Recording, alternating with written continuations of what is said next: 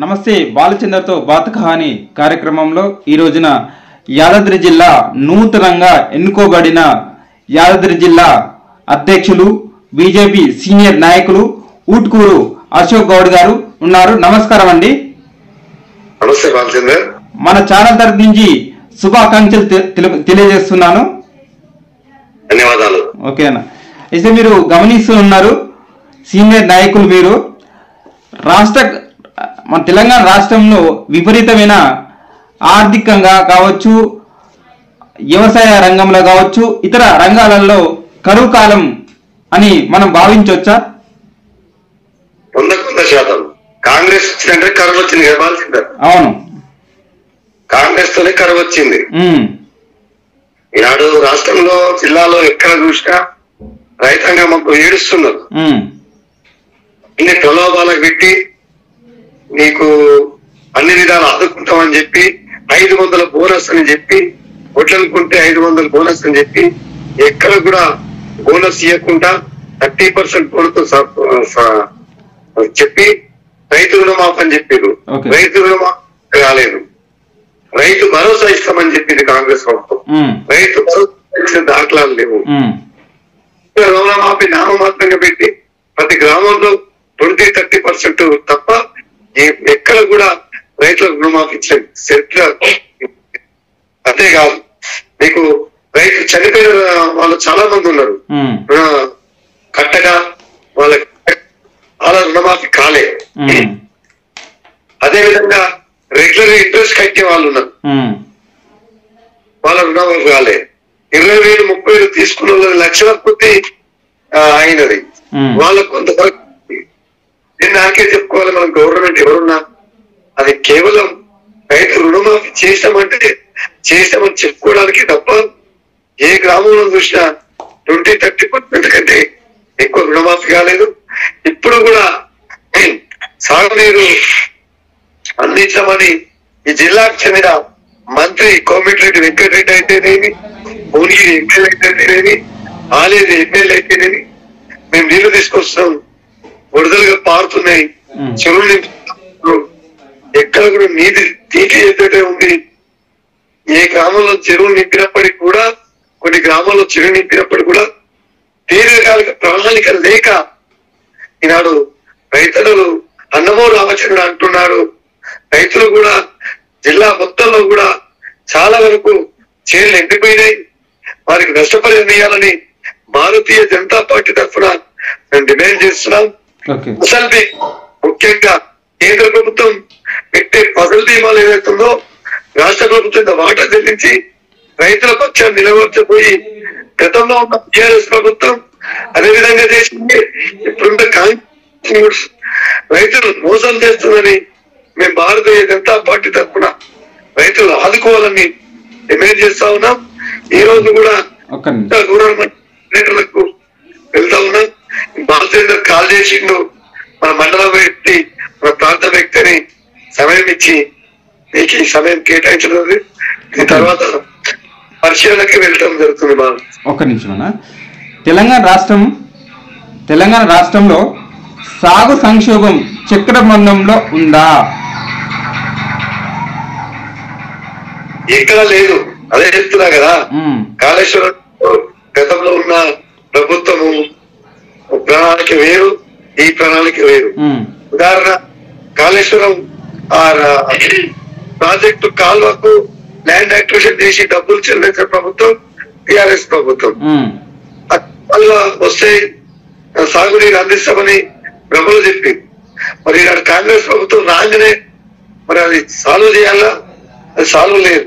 కేవలం అక్కడ ఉన్న నీళ్లతోని వాగుల ద్వారా కొంతవరకు చెరువులు నింపారు, ప్రణాళిక లేకుండా నింపడం జరిగింది.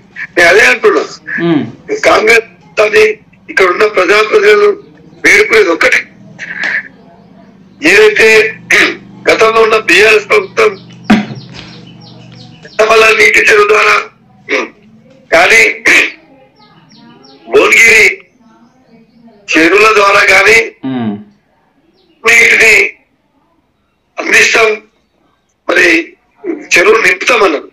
అది ఏందో రైతులకు రైతులకు చెప్పాలి.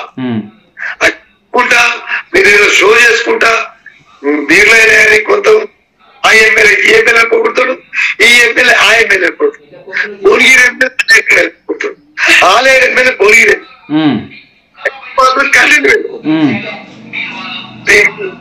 ఏం చెప్తారో ఇద్దరు ఎమ్మెల్యేలు కలిసి జిల్లా ఉమ్మడి జిల్లాకు సంబంధించిన మంత్రి కూర్చోబెట్టుకొని ఏం చెప్తారో చెప్పాలని భారతీయ జనతా పార్టీ తరఫున అధికార పార్టీ పక్షం నాయకులను డిమాండ్ చేస్తాం. ఓకేనా? రోజుకు 8 ట్రాక్టర్లతో పొలం తడుపుతున్న అన్నదాతలు అని చెప్తే మీరేమంటారు? 100% కరెక్ట్. వర్షతాలు పెడుతుర్రు, ట్రాక్టర్ పెడుతుర్రు, మడికి తిప్పుతూ పైప్ వేసుకుని పాడినంత తిప్పుతుర్రు, కొన్ని చీళ్ళు వదిలేసి పశుగ్రాసం వేస్తున్నారు. అదే దరిద్రం ఏంటంటే ఈ మా ఆలేరు ప్రాంతం, భువనగిరి ప్రాంతం ఇప్పుడు ఎక్కువ పశు సంపద ఉన్న ప్రాంతం. ఇలా మీరు చూసుకున్నట్టయితే పాల ధర పడిపోయింది, 4 నెలల నుంచి పడడం లేదు. పాల ధర 30 రూపాయలకు చేసిరు, అమ్మకానికి పెట్టిరు. ఎవరమ్మ చొప్పని అమ్ముతారు. మీరు జిల్లాలో ఉన్న మల్లెడేరులో భాగస్వామ్యం ఉన్న పాల కేంద్రాలకు అందరికి కూడా భాగస్వామ్యం ఇవ్వాలి. వచ్చిన దాంట్లో ఆ పాల ఆ రైతుల కష్టం ఉంది, ఆస్తుల్లో ఆ పాల కేంద్రం సంబంధించిన కష్టం ఉంది, డబ్బులు కూడా పంచాలని భారతీయ జనతా పార్టీ డిమాండ్ చేస్తాం. ఆ డబ్బులు రైతుల డబ్బులు మీరు ఏదో ఉన్న ధరను తగ్గించి మీ డైరెక్టర్లు, మీ యొక్క చైర్మన్, దానికి ఒత్తాసు కాంగ్రెస్ నాయకులు రైతులను మోసం చేసి మొదటి ఆస్తులు అమ్ముతా అంటే ఊరుకునేదే లేదు. ఒకవేళ అమ్మినా బహిరంగ వేలం వేయాలా, బహిరంగ వేలం అమ్మాలా. ఆ ఆస్తులు వచ్చిన డబ్బులు ప్రతి పాల కేంద్రం రైతులకు చెందే విషయంగా పాల కేంద్రం డబ్బులు వేయాలండి భారతీయ జనతా పార్టీ డిమాండ్ చేస్తుంది. ఓకేనా? నాసిరకం విత్తనాలతో రైతులు నష్టపోతున్నారా అంటే మీరేం చెప్తారు? నాసిరక విత్తనాలు అనేది కొంతవరకు అధికారులు స్పందించి అక్కడక్కడ దాడులు చేస్తూ కొంతమంది కలిసి కొంతమంది ఒక కంపెనీకి సంబంధించిన వాళ్ళు ప్రభుత్వ అధికారులతో అనుకోండి, రాజకీయ నాయకులతో అనుకోండి, కొంతవరకు కుమ్మక్కై ఇంకా కూడా రైతాంగాన్ని మోసం చేయడానికి ప్రయత్నం చేస్తున్నారు. 2 రకాల విత్తనాలు వచ్చినాయి. అవి గొలుసు పెద్దగా ఉంటది, వెయిట్ రాదు. గొలుసు పెద్దగా ఉంటది, వెయిట్ రాదు. అవి మళ్ళా మనం ఐకేపీకి పెట్టినప్పుడు పొట్టి గింజ అని సపోర్ట్ తీసుకోరు. రైస్ మిల్లర్స్ కానీ ఐకేపీ వాళ్ళు కానీ ఆ యొక్క విత్తనం కొనడానికి వెనుక ప్రభుత్వం మరి చర్య తీసుకోవాలని భారత జనతా పార్టీ తరఫున డిమాండ్ చేస్తా ఉన్నా. అదొకటి ప్రభుత్వం కూడా ఆలోచించాలి. ఎక్కడైతే షీడు రైతులకు అందుబాటులో ఉంటుందో అక్కడ పంటలు కూడా చాలా పండుతాయి. ఆ యొక్క రైతులకు నాసి రకం విత్తనాలు కాకుండా అన్ని విధాల ప్రొఫెసర్లతో పరిశోధన చేసి మంచి విత్తనాలు సప్లై చేసినట్టయితే వ్యవసాయ రంగానికి ప్రభుత్వం ద్వారా ఆదుకున్న వాళ్ళ రైతులు ఆ దిశగా అధికారులు గాని నాయకులు గాని చెప్పాలని మేము ప్రభుత్వం కోరుతాం.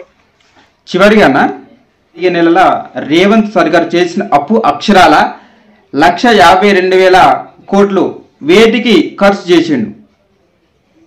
1,52,000 కోట్లు. 1,52,000 కోట్లు. 1,52,000 కోట్లు అప్పులు చేసిండ్రు. వాళ్ళు అనేది ఏంటి, మేము పెండింగ్ బిల్లులు ఇచ్చినాం, కేంద్ర ప్రభుత్వం కూడా నిధులు వచ్చినాయి, సంబంధించిన నిధులు కూడా వేరే దానికి వాడుకుంటారు. డబుల్ బెడ్రూమ్ పేరుతో నిధులు వచ్చినాయి. ఇలా గ్రామ పంచాయతీ ఎలక్షన్లు పెడితే గ్రామ పంచాయతీలకు నిధులు వచ్చే అవకాశం ఉండే, స్థానిక సంస్థల ఎన్నికలు పెట్టలే. ఆర్భాటాలకు దిగులకు 1,50,000 కోట్లు ఆయనే 10 సంవత్సరాలు పాలించి ఉన్నతంలో ఉన్న రాష్ట్రాన్ని అప్లపాలు చేసినట్టే ఈయన 10 సంవత్సరాలలో 1,52,000 కోట్లు పనిచేసి ఈనాడు ఖజానాను కాల్ చేసి ఈనాడు ప్రతి ఒక్క తెలంగాణలో పౌరుల మీద పుట్టిన పిల్లల మీద అప్పు చేసి పెడతా ఉన్నారు. మరి దేనికి సంకేతం? రేపు రాబోయే రోజుల్లో మరి ప్రభుత్వాన్ని నడపాలంటే కూడా కొంత ఇబ్బందికరం. ఈ మెసేజ్ తీసుకుపోతున్నది కూడా ఒకసారి తెలంగాణ ప్రజలు ఆలోచించాలి. మరి ఈ అప్పుల పేరుతోని తెలంగాణ ఆర్థికంగా ఉన్న తెలంగాణలో గత టీఆర్ఎస్ ప్రభుత్వం ఇప్పుడున్న కాంగ్రెస్ అప్పుల పాలు చేసిందని చెప్పుకోవచ్చు కదా. ఓకే అన్న, గ్రామ పంచాయతీకి నిధులు ఇంకా పెండింగ్ లో ఉన్నాయి అని చాలా మంది సర్పంచులు ఆందోళన చేస్తున్నారు. వివిధ ప్రాంతాలలో ధర్నాలు కూడా చేస్తున్నారు. అవి టీఆర్ఎస్ ప్రభుత్వంలో ఉన్నటువంటి నిధులు అట్లనే పెండింగ్ లో ఉన్నాయి. ఇప్పుడు ఈ ప్రభుత్వం మీద తీర్చాలి, మాకు న్యాయం చేయాలని వివిధ మాజీ సర్పంచులు ఇతర ప్రముఖులు కూడా ఆందోళన బాటలో ఉన్నారు. దీని మీద మీ యొక్క అభిప్రాయం? ముందుగా బాలచందర్ గ్రామ పంచాయతీలకు 14th finance, 15th finance, 16th finance ఉంటుంది. నాకు గ్రామ పంచాయతీ మీద పూర్తి అవగాహన ఉంది. ఎందుకంటే నేను గ్రామ పంచాయతీ వార్డు మెంబర్ చేసిన, మా మిస్సెస్ సర్పంచ్ గా చేసి నాకు అట్లా అవగాహన ఉంది. గ్రామ పంచాయతీకి వచ్చే ప్రతి పైసా కూడా ఈనాడు కేంద్ర నుంచి వచ్చిన డబ్బు. పక్కన వాటికాలే అనుకోండి, జాతీయ ఉపాధి హామీ కింద వచ్చే గ్రామ పంచాయతీ నిధులే అనుకోండి, కింద సిసి రోడ్లే అనుకోండి, ఇవన్నీ కూడా 14th ఫైనాన్స్, 16th ఫైనాన్స్ గ్రామ పంచాయతీ నిధులే. కేసీఆర్ ప్రభుత్వము కొంతవరకు తెలంగాణ రాష్ట్రం రాగానే కొన్ని నిధులు ఇచ్చింది వాస్తవం. 1 విడత 2 విడతలు ఇచ్చేసింది, ఎత్తేసింది. సర్పంచులు కూడా చాలా ఉత్సాహంగా గెలిచిన వాళ్ళు మరి ఈనాడు గ్రామాల అభివృద్ధి చేయడం సంకల్పంతో ముందుకు వెళ్లి పనులు చేపట్టారు. ఈ కేంద్రం నుంచి వచ్చే నిధులు రాష్ట్ర ప్రభుత్వం వాడుకొని అప్పుల పాలు చేసారు. కొంతమంది సర్పంచులు కూడా ఆత్మహత్యలు చేసుకున్న సంఘటన మనం చూసాం. కూడా చాలా బాధాకరమైన విషయం. సర్పంచులు సంబంధించిన బిల్లులు వెంటనే విడుదల చేయాలని మా భారతీయ జనతా పార్టీ రాష్ట్ర శాఖ తరఫున మా కేంద్ర మంత్రి వర్యులు బండి సంజయ్ గారు అయితేనేమి, మా రాష్ట్ర అధ్యక్షుడు కిషన్ రెడ్డి గారు అయితేనేమి, రాష్ట్ర నాయకత్వం జిల్లాల సీరియస్ గా ప్రెస్ మీట్లు పెట్టి రాష్ట్ర పంచాయతీ కమిషనర్ గారు కూడా చెప్పడం జరిగింది. నేను జిల్లా పార్టీ తరఫున కూడా ఈ యొక్క కార్యక్రమం రూపకల్పన చేసి సంబంధిత కలెక్టర్లకు, మా మండల పార్టీ అధ్యక్షులకు సమాచారం ఇచ్చి మేము ప్రభుత్వం స్పందించే విధంగా ఆ కార్యకర్త రూపకల్పన చేస్తాం. గ్రామ పంచాయతీ సర్పంచులకు, తాజా మాజీ సర్పంచులకు బీజేపీ పార్టీ జిల్లాలో అండదండగా ఉంటాం.